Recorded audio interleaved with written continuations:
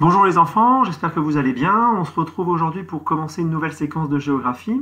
Une séquence de géographie qui va être liée à la séquence précédente que nous avons faite sur les migrants, mais qui va aborder donc un thème commun, mais sous un aspect un petit peu différent. Donc comment on va faire pour travailler? Moi ce que je vous propose c'est de faire comme à l'école, comme en classe. Vous allez vous installer à une table, sortir votre cahier, votre trousse, votre règle, vos crayons de couleur, et puis une feuille de brouillon qui vous servira à répondre rapidement aux questions que je vais vous poser. Vous mettrez la vidéo sur pause pour écrire et puis vous vous auto-corrigerez grâce aux réponses que je vais vous proposer. Eh bien, on y va, c'est parti. On va commencer par ce premier document, cette photographie qui a été prise en 2017. Donc, observez bien cette photographie, essayez de me décrire ce que vous voyez, essayez d'imaginer le lieu où on peut être, de deviner le lieu où on peut être, et essayez de deviner aussi ce que font les personnes que vous avez au premier plan. Mettez la vidéo sur pause et on se retrouve tout de suite après. Bon, je suis sûr que vous avez trouvé plein de choses intéressantes à dire. Cette description de photographie, bon, on se retrouve dans un grand bâtiment avec, qui contient un grand nombre de personnes qui sont en file indienne, qui sont les uns derrière les autres, certainement en train d'attendre quelque chose qui se trouve ici. Alors peut-être d'attendre ces bureaux que vous voyez tout le long, des bureaux, des bâtiments, enfin des bâtiments plutôt, oui, vraiment des bureaux, un endroit où ils peuvent passer. Alors est-ce que la file continue jusqu'ici ou alors c'est différentes files? Bon, on n'a pas l'information. Vous voyez que ce lieu, c'est un lieu où on donne beaucoup d'informations aux personnes. Et puis peut-être que vous avez remarqué ici, au niveau du panneau, un petit dessin qui ressemble à un avion. Donc ce panneau et ce symbole nous informent donc qu'on est ici dans un aéroport. Cette photographie a été prise en 2017 à l'aéroport de Barcelone. Et donc, puisqu'on est dans un aéroport, on peut très facilement aussi imaginer ce que font ces gens. Ils font la queue. La queue a un guichet où ils doivent certainement peut-être enregistrer leurs papiers ou alors enregistrer leurs bagages pour pouvoir ensuite monter dans l'avion en attendant leur embarquement. Alors oui, j'en avais pas dit aussi, mais quand on décrit ces personnes, on voit toutes qu'elles ont des valises, ce qui montre bien qu'on est dans un lieu de transport, et ici de transport aérien.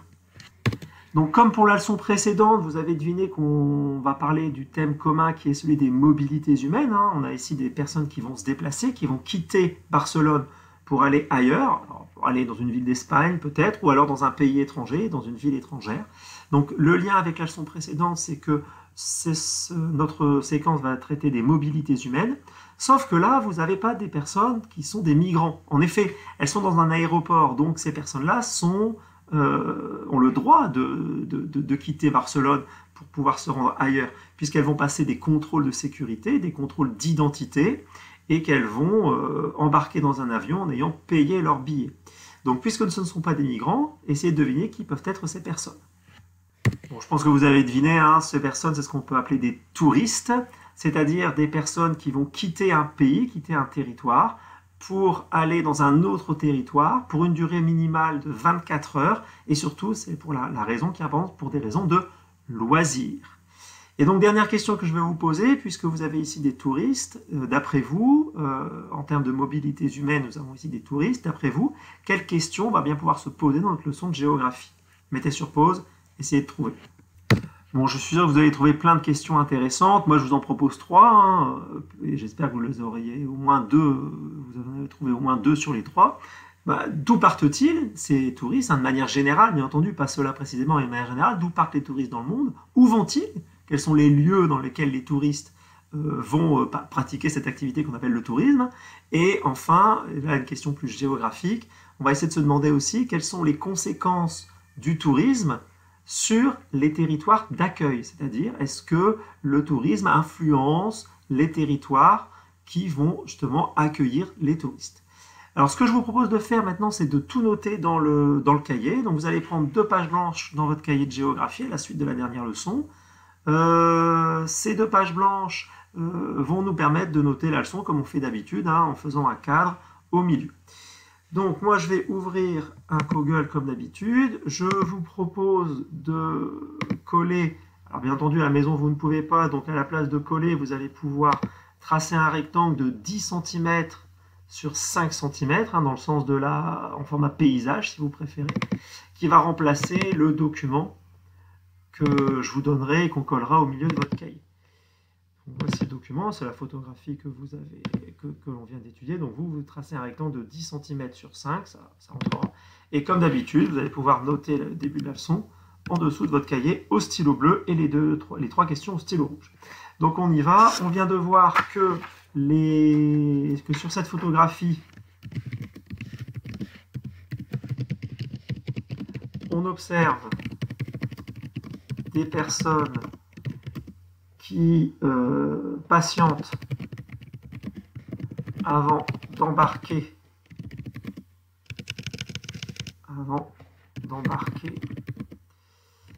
dans leur avion. Elles doivent enregistrer leurs bagages et montrer. Elles doivent enregistrer leurs bagages. Elles en ont certainement plusieurs, on peut peut-être le mettre au pluriel. Leurs bagages et montrer leurs papiers. Alors ça peut être leur papier d'identité et les billets d'avion. Ces personnes quittent donc un pays pour se rendre dans une autre ville du même pays ou dans un pays étranger. À la différence des migrants,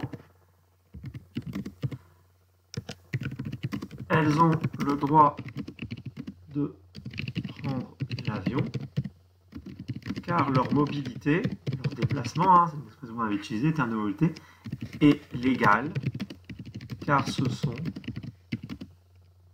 certainement, puisqu'on n'est pas sûr de pourquoi ils partent, certainement des touristes, c'est-à-dire, et on note la définition de ce qu'est un touriste, c'est-à-dire une personne qui quitte son territoire de vie pour une durée de 24 heures minimum et pour des raisons de loisirs. Donc, introduction un petit peu longue, mais que vous pouvez donc noter en bleu, et vous pouvez me souligner en rouge qu'on a ici des personnes qui ont une mobilité qui est légale, le terme de touriste, ainsi que la définition de touriste. Une fois que vous avez noté ça à la ligne, vous passez une ligne en rouge et en majuscule, on peut noter les trois questions qu'on s'est posées. Donc première question, d'où proviennent, alors où avec un accent, moi je ne peux pas le faire sur Google, vous le savez, d'où proviennent les touristes dans le monde? Première question. Où vont-ils? Pareil, ou avec un accent. Où vont-ils?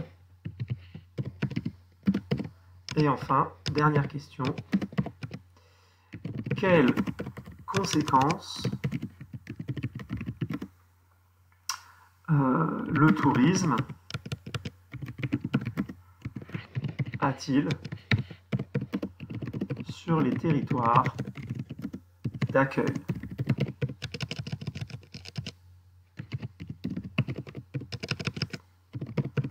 Des touristes.